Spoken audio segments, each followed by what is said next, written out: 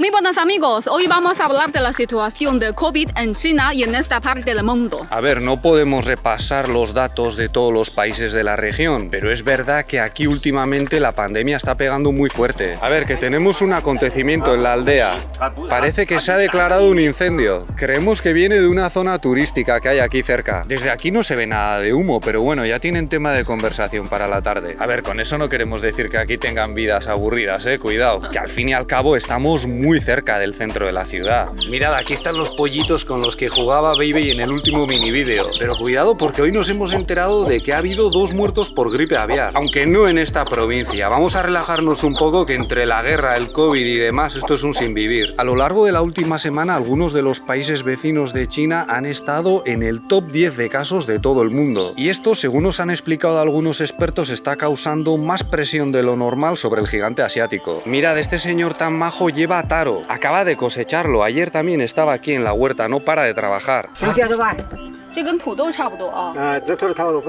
En otros vídeos nos hemos solido quejar de todo lo que llueve en Changsha y a lo mejor algunos pensaríais, bueno, ya están estos dos exagerando otra vez. Pero mirad, unas cuantas casas aquí añaden una tejabana para estar un poco más resguardados. Así por lo menos, aunque llueva, pueden hacer algunas actividades fuera de casa, entre comillas, y para los niños está muy bien. Este vídeo lo hemos grabado el 8 y 9 de marzo, hoy es el segundo día, y ya llevamos 3 seguidos con más de 500 casos domésticos, aunque la mayoría son asintomáticos. Perdonad el paréntesis, enseguida volvemos al pueblo, pero hoy día 10, cuando estábamos preparando este vídeo para su publicación, se ha informado de 402 nuevos casos domésticos con síntomas, los que desde el principio se han estado contando como confirmados, y otros 435 asintomáticos. ¿Y por qué ese nuevo énfasis en los asintomáticos? Pues porque se están detectando más que antes. Con las otras variantes no eran tantos y muchos de ellos no tardaban en desarrollar síntomas. Pero esta vez parece diferente y puede ser por las vacunas o por el propio virus. Ya sé que para muchos de vosotros esto no es nada nuevo, pero es porque ya habéis pasado por esa oleada y en esta parte del planeta está golpeando ahora. Una vez más, las cifras son muy pequeñas para un país tan grande, pero bastante preocupantes teniendo en cuenta que aquí se aplica la política de 0 casos de manera muy estricta. Y además, hacía mucho tiempo que no teníamos tantas provincias afectadas. Ahora mismo solo hay 6 provincias o regiones sin casos y nosotros estamos ahí en el interior en una especie de islote que se mantiene más o menos a salvo. En nuestra provincia, Hunan, solo se ha registrado un caso doméstico y es muy interesante para entender cómo están funcionando las medidas. La persona contagiada viajó en tren de Chongqing a Guangzhou el día 3. Antes de subir, se hizo una PCR y dio positivo durante el trayecto. En ese momento estaba cruzando esta provincia y las autoridades ordenaron que parase. Al parar el tren todavía no sabían quién era la persona contagiada porque los test se analizan de 10 en 10. Entonces volvieron a hacer las pruebas, identificaron al positivo y tuvo que ser aislado como manda el protocolo. Esto ocurrió en la estación de Huaihua, por la que pasamos al visitar la aldea antigua de Fenghuang. Es un lugar muy bonito al que seguramente volveremos, pero para el viajero contagiado sigue siendo una faena. Ahora bien, gracias a esa medida de hacerse una PCR para viajar entre provincias, se ha cortado la transmisión del virus. Probablemente nos hemos ahorrado un nuevo brote. Ya os contamos que al menos en esta provincia esa medida iba a estar reactiva solo durante las vacaciones de Año Nuevo, hasta el 5 de marzo. Pero por lo que sabemos sigue en marcha y después de esta historieta dudo que la vayan a quitar así como así. Es que al final para los viajeros es muy sencillo, puedes hacerte la prueba en tu centro de salud o en la propia estación y no tienes que esperar a los resultados. Ahora puedes saber si eres positivo o negativo en unas 4 o 5 horas, pero ya están desarrollando un nuevo test que promete reducir la espera a unas 2 horas. Ya sé que por ahí han comentado que el resultado sale solo en 4 minutos, pero luego hay que sumar la logística y otros procedimientos que hacen que todo se alargue. Este es un avance que llega de manos de la Universidad de Fudan, una de las más prestigiosas del país, y como decimos, todavía están trabajando en ello, no está en la etapa de producción, pero todo lo que permita poder reaccionar con más rapidez frente al virus ayuda a frenarlo. Quizás algo algunos penséis que 2 horas menos para saber los resultados no sea mucho, pero puede marcar una diferencia fundamental cuando no se acepta la posibilidad de convivir con el virus. Además, este nuevo test, cuya tecnología sinceramente no entendemos, también puede servir para diagnosticar otras enfermedades, incluido el cáncer. Por cierto, mirad qué zona más bonita. Están construyendo unas casas rurales aquí que no veáis qué envidia le dan a Javierto. Y además esta zona cuenta con una buena escuela. A lo mejor en el futuro consigo convencer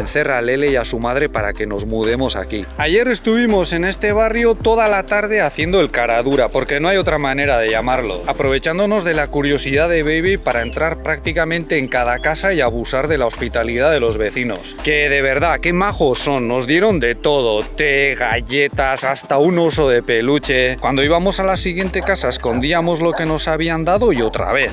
La gente de Hunan, os lo digo de verdad, de todo corazón, son de lo más majo que hemos encontrado en todo el país. Con eso no queremos que se enfade la gente de otras provincias o regiones, ¿vale? En cuanto a nuestra hija, llama mucho la atención tanto en la ciudad como aquí en el campo. Y en general la reacción es muy buena, todos quieren acercarse a ella. Yo creo que ahora mismo lo que más les choca, aparte de esa piel tan pálida, es su pelo rizado, pero la madre de Lele también se ha empezado a fijar en sus piernas y sobre todo en su culo, que no le parecen muy chinos. Yo creo que es cosa de tu familia 100%. O sea, que me estás diciendo que somos unos culo gordos, ¿no? ¿Es eso?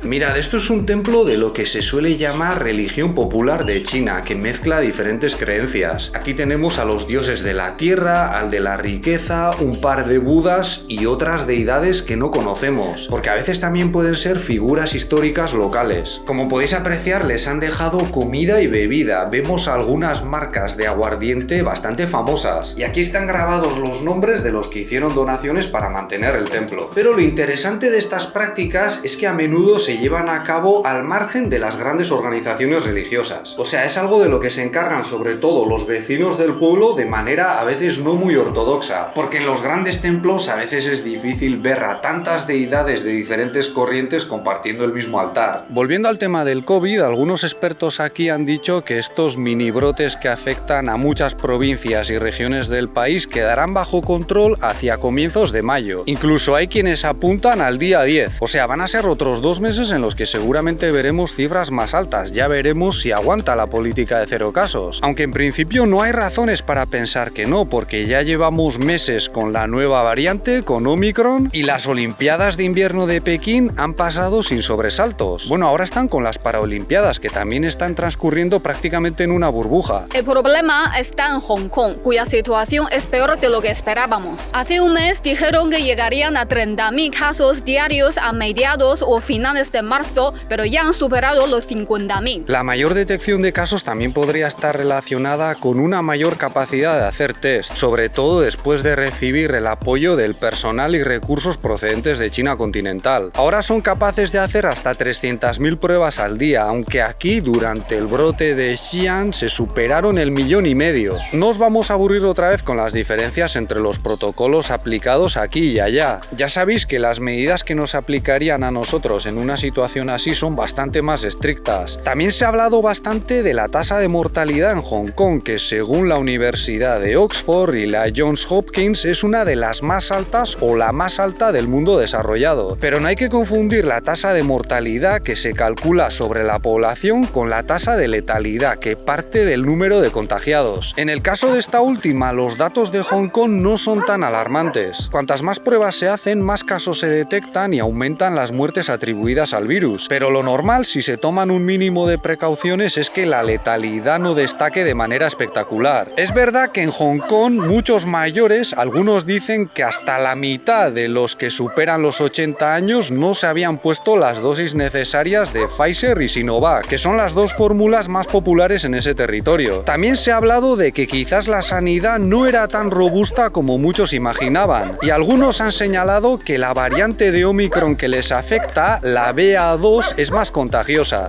Este perro, de verdad, vaya lata nos estás dando, amigo. Pero en realidad la situación de Hong Kong no es tan diferente a la de algunos países occidentales. Lo que está dando que hablar es que en principio siguen una política de 0 casos, más suave que la de aquí, pero en teoría no aceptan convivir con el virus. Y visto los resultados, algunos se preguntan si merece la pena seguir así. A lo mejor hay que elegir entre evitar la expansión del virus o mantenerse como uno de los principales focos económicos del mundo, sobre todo en el aspecto comercial y financiero. En China continental es diferente, esto es la fábrica del mundo y si nos pasamos otros 5 años sin que apenas lleguen extranjeros tampoco es un drama. De todos modos, a ver qué pasa. En otro vídeo ya os explicamos que hay razones para pensar que seguiremos durante un tiempo con la política de 0 casos, pero también es verdad que los nuevos brotes están afectando a ciudades que ya habían pasado por confinamientos previamente, algunos de tipo micro y otros a lo bestia. Si los brotes se diesen más al azar, un día en esta ciudad, otro día en este pueblo, todo sería más fácil de llevar, porque aunque se apliquen las medidas más estrictas, no suelen afectar a más del 1% de la población. El problema es que los contagios se concentran en las zonas fronterizas y en las grandes ciudades, sobre todo en las más abiertas al mundo. Y a lo mejor la segunda o tercera vez que hay un confinamiento, vale, pero si se repiten de forma que afectan a toda la localidad y se aplican de manera muy rígida, la gente puede acabar cansándose y se notará. Eso es todo por nuestra parte. Si este vídeo os ha parecido interesante, podéis darle un me gusta, suscribiros o ayudarnos con Patreon, donde tenéis más contenido como directos y mis clases de mandarín. Muchas gracias por vuestra atención y hasta la próxima. ¡Hasta luego!